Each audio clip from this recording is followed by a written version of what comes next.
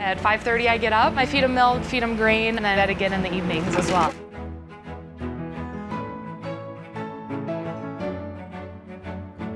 A work-life balance on the farm is difficult because the lines are so blurred. I mean, I'm up taking care of my calf babies, and then I'm in the house getting up my kids and getting them prepared and prepped for school, and then once they're at school, I'm back nurturing the heifers and the young stock again.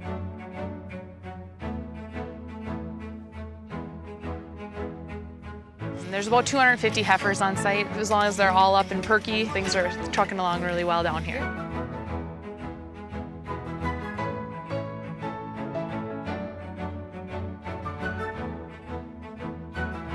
I mean, even this feed, if you look at it, we raise the hay that's in the feed. So not only am I responsible for these animals, it's also cultivating the land and making sure that we're doing everything in the field to make sure that what we're providing our cattle is top-notch feed.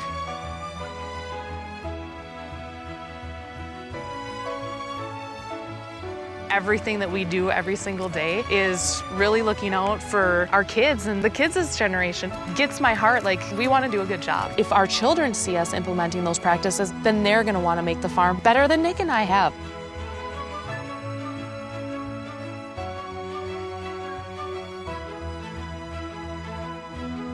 It's so important for us to be conscientious and caretakers of the land because we want that to be available for our kids and our kids' kids.